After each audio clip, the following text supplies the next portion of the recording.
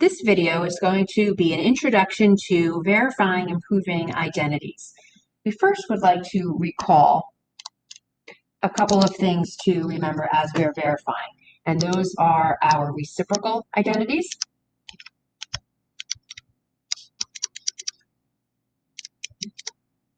our quotient identities,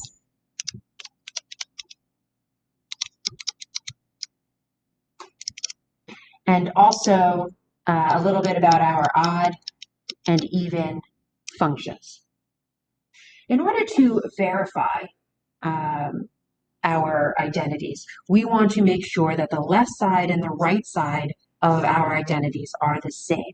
So here, you're going to verify an identity. Want to make the left side and right side equal.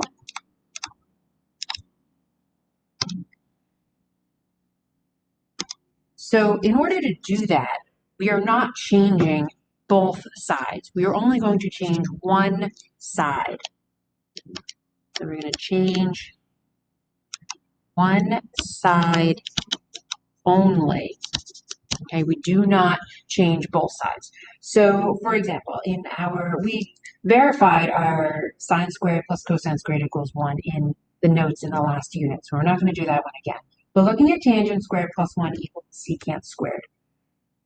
We are going to change, and what we do know is tangent squared. Using our quotient identity, we do know tangent squared as sine squared over cosine squared. All right, plus 1. And now we want to make that equal to secant squared.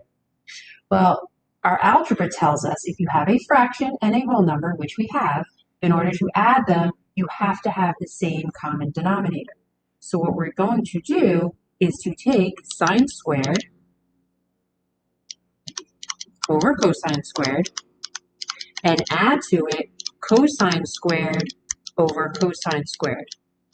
So changing the 1 to be cosine squared over cosine squared is equivalent, but now it allows us to add our two fractions together. When we add these two fractions together, the left side becomes sine squared plus cosine squared over cosine squared.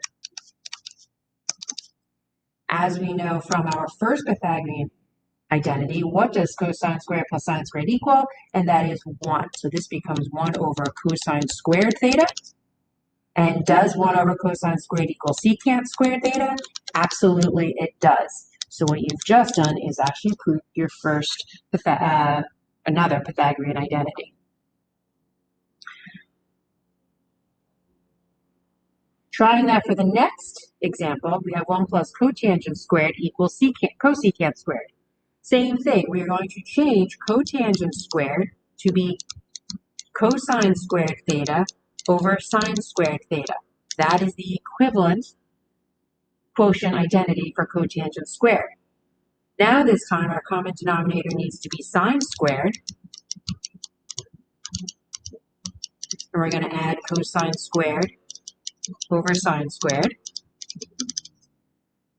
And when we add both of those, this numerator becomes sine squared theta plus cosine squared theta over sine squared theta. As in the last example, sine squared plus cosine squared is 1. 1 over sine squared theta. That is equal to cosecant squared theta, and we are done. Notice all of these steps are necessary. Every time you do a substitution or every time you do an algebra step, it is absolutely necessary to show all your work. And you do have to finish by saying, in the end, cosecant squared equals cosecant squared, secant squared equals secant squared, and so on. That is to prove that the left side is now equal to your right side. Okay, so a couple of general rules to keep in mind. Right here, we're going to verify these rules, or use these rules to verify, We're going to make one side look like the other, right? We're going to start with the more complicated side. We're going to show all of our steps, one type of replacement after another. Have to show all of them, and you're not going to add or subtract to both sides. Again, you're just working on one side. You're not solving anything. You're just working on one particular side. Okay, so cosecant tangent times tangent is equal to secant. First thing we're going to do is we're going to work on the more complicated side. So we're going to work with the cosecant times tangent side. Changing our functions to their reciprocal or quotient identity is going to be our first choice. So cosecant, we know, is the reciprocal to sine. So cosecant's 1 over sine theta. Tangent is, as a reciprocal, is equal to 1 over cotangent, but that doesn't help us. We want to use tangent in terms of sine and cosine. And tangent is sine over cosine theta. In putting it in terms of sine and cosine, you should hopefully see that we can easily cancel sine over sine. And when we do that, we end up with 1 over cosine theta. 1 over cosine theta is equivalent to secant theta, and secant theta is now equal to secant theta. We're done. On page 2 of our notes, the more complicated side is definitely the left-hand side in this problem. So looking at this, we're going to take all of our functions, and we're going to try and put them in terms of sine and cosine.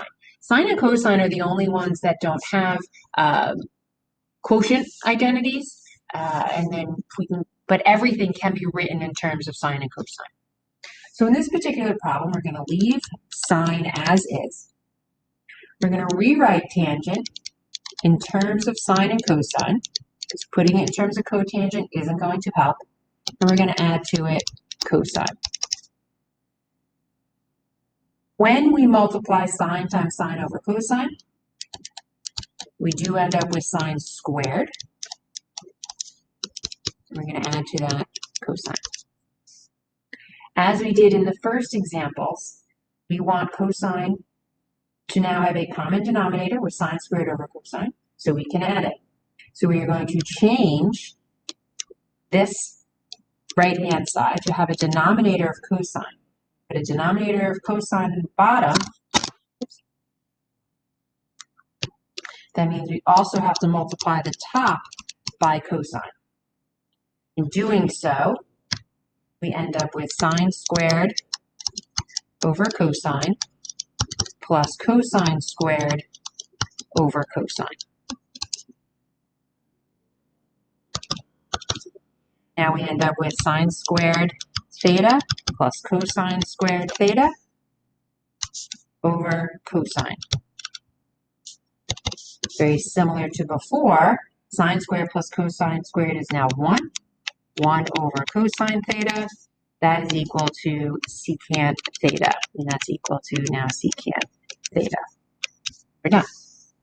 And everything we did, all the algebra steps we did on the left-hand side only, and we are now making that equal to the right-hand side. No shortcuts. Write everything out. Okay, this second, or number 3, I'm sorry, which is more complicated, the left-hand side or the right-hand side? And I'm going to say it's the left-hand side because you have tangent. It is much more difficult to get sine times cosine in terms of tangent than it is to get tangent rewritten in terms of sine and cosine. So in number 3, we are going to look at the left-hand side and rewrite our tangent in terms of sine and cosine.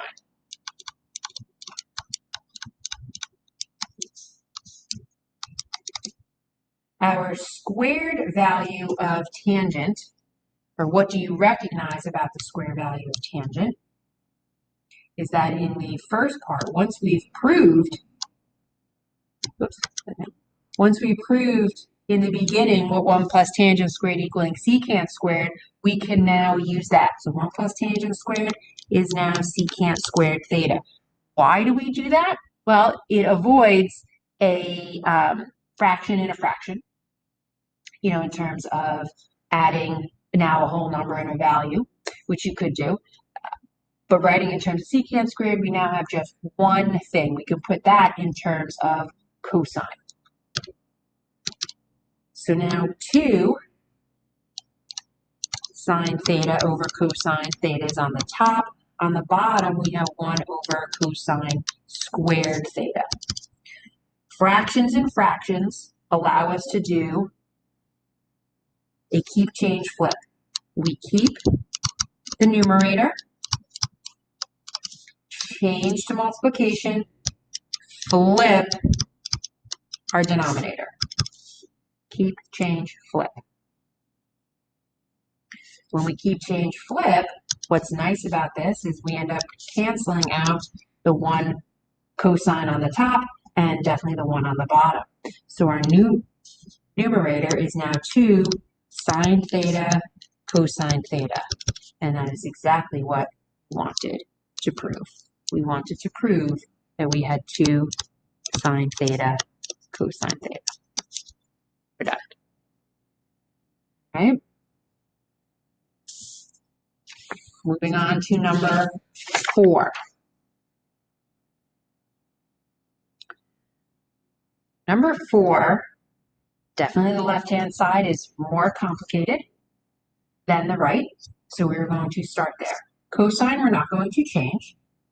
And then we have cosine times sine squared, which, as I said before, we don't really want to change sine and cosine either. So what can we do? You look at this, our algebra skills need to identify that on number 4, we can actually factor out a common factor. Both of those terms, cosine and cosine minus sine squared, have a common factor of cosine. So we're going to take cosine, and we are going to pull that out, and we get 1 minus cosine squared theta.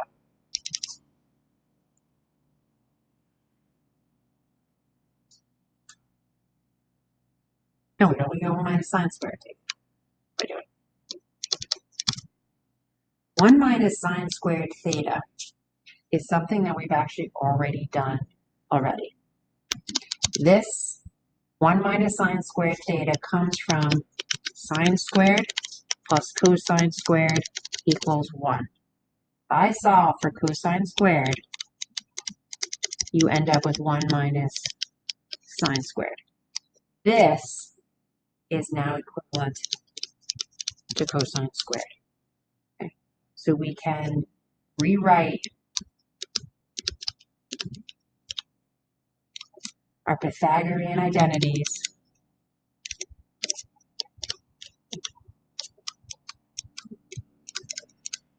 I'm going to rewrite them so they are useful to us. Rearrange your terms. The other option for sine squared is to solve for sine squared. Sine squared is equal to 1 minus cosine squared. So when that comes up, that's always an option. So now we have cosine theta times cosine squared. You multiply those a single times a square. Multiply, we're going to add exponents, and we end up with cosine cubed theta, which is exactly what we want. Okay. So factoring is an option. Not only just rewriting in terms of fractions and whole values, but also having our Pythagorean identities coming into play as well. Okay, in number 5, it looks very, very tempting to cross multiply. Cross multiply is never an option. Whoops. Do not cross multiply. You will get it wrong. Absolutely wrong. Don't do that. Don't do that. Don't do that. Again, we want the left side to equal the right side. In both of these cases, they're both equally as difficult, so it really doesn't matter which one. And then we're going to manipulate it to look like the other side. So we're going to manipulate one side to look like the other.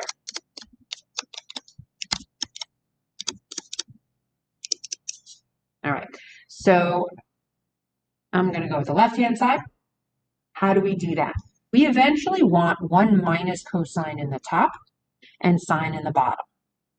How do we get 1 minus cosine if we have a 1 plus cosine? Thinking back to our algebra, what do you know about a plus and minus of the same binomial? You know that they are conjugate pairs. Multiply by your conjugate pair will allow this to be simplified a lot better. So we're going to have 1 minus cosine theta, 1 minus cosine theta. Right? These are conjugates. What's special about conjugates, hopefully you remember, is that it's just like the difference of squares, and when you multiply them, they simplify out to be a lot nicer. Right? On the top, we end up with, I'm not going to distribute yet, 1 minus cosine theta times sine, because every step is only one thing at a time. Right? So I'm not going to do two things at once. I'm just multiplying the top. And on the bottom, when you multiply, you end up with 1 minus cosine squared theta. Okay? One step at a time. If you combine and do too many things at once, you're going to end up with a wrong answer. Okay, so, excuse me, back to our identities. We know, as we just did before, that 1 minus cosine squared is something else. What is it? It is equivalent to sine squared.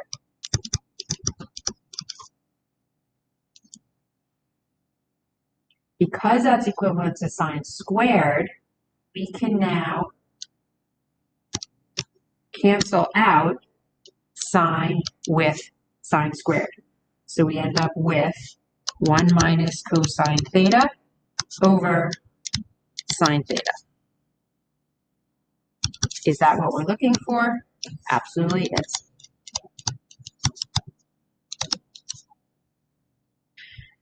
When you have a binomial on the bottom, usually you're going to want to multiply by its conjugate, a 1 plus or 1 minus, if that is what is equivalent on the other side. Our next example, number 6, is saying 9 secant squared minus 5 tangent squared equals 5 plus 4 secant squared. The left-hand side of this, I determine is a little bit more difficult because you do have two functions.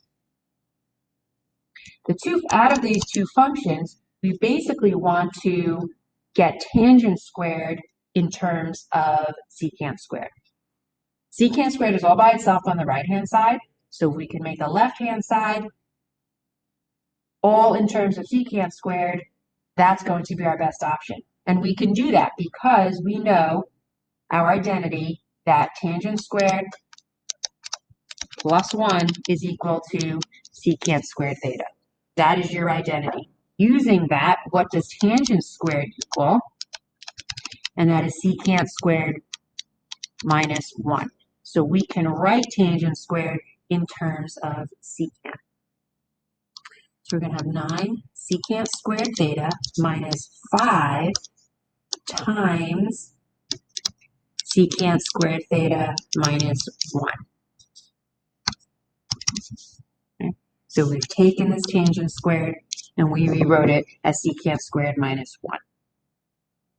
Simplifying, 9 secant squared theta minus 5 secant squared theta plus 5. Combine like terms.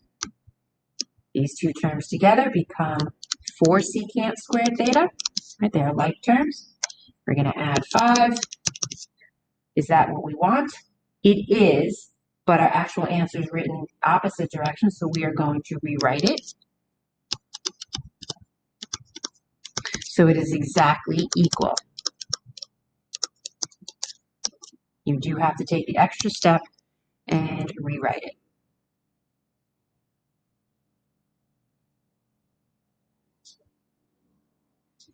Number 7. Number 7, we have 1 minus tangent to the 4th, And then we have 2 times secant squared minus 4 secant to the fourth. So a lot going on here. There's 2 different things we could do. We could work on either side, actually. It really doesn't matter. We know from earlier that tangent squared can be written in terms of secant squared, and same thing, secant squared can be written in terms of tangent squared. Problem is we don't have tangent squared, and we only have 1 secant squared.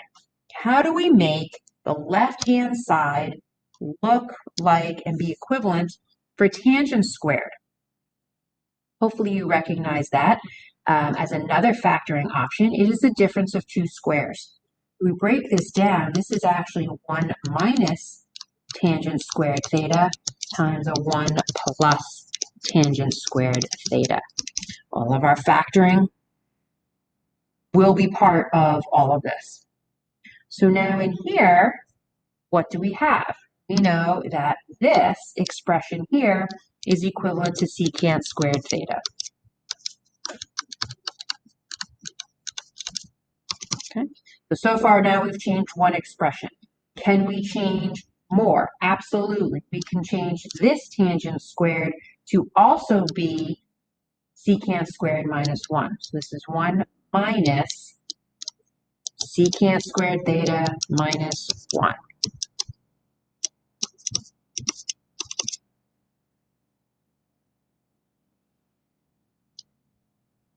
Let's look at this. Clean this bracket up a little bit. We end up with 1 minus secant squared theta plus 1. Still times our secant squared theta. And now cleaning this up a little bit more, we end up with 2 minus secant squared theta times a secant squared theta, which now when we distribute, right, we're going to multiply secant squared times both, so we get 2 secant squared theta minus secant squared times secant squared is secant to the fourth theta, and that is what we are looking for on the other side. 2 secant squared theta minus secant to the fourth theta, and we are done. The things you need to look out for when you are verifying identities is to look for some patterns, look for things in terms of sine and cosine, rewrite your expressions, use your Pythagorean identities, manipulate those back and forth, and of course look for some algebra. Can you factor? Can you take out a greatest common factor? Do you have the difference of squares? What other patterns can you find? Okay, your homework this evening is on page 450 in the book. Please write everything out on a separate sheet of paper.